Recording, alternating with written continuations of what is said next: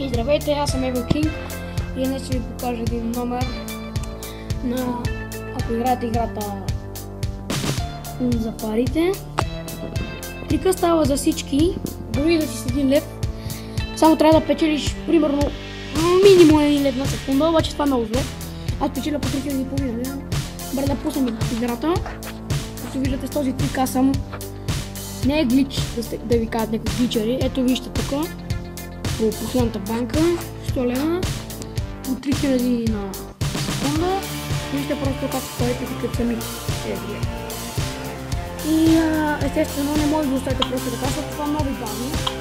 Мисля, много ви хаби батерията и вече свърши ще ма стане, обаче или си легате или потите на чиста нещо и ще оставате примерно таблета, това не го играете. И ето тук вижте, аз съм изкупил всичко, за да мога по-бързо да печеля пари секунда, ако не е. Имам пари за това, обаче вече са някакво много скъпи, затова мисля да прескочат това.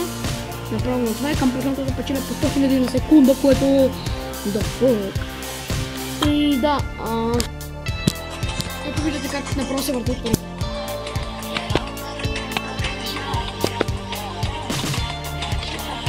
Вижте просто каква... Това благен, но много си играе като така, затова просто... Влизате тук. Това е за iPad. Той и за други телефони става, но там си ми специална програма за пестене. Но тя е това колко това. Виждате, вдигате си го това. Ще го виждате. Защото нали за това играта не ви трябва интернет. Не ви трябва интернет. Не ви трябва Bluetooth. Не ви трябва това. И не ви трябва това тук. И така печелите много повече пари. И airdrop. Също това за Bluetooth. Виждате. И светлината най-важното нещо. Толкова светлина е направо вредно за очите, обаче и нека пробвам. Вижте, ще не хаваме батерия, не мърдаме.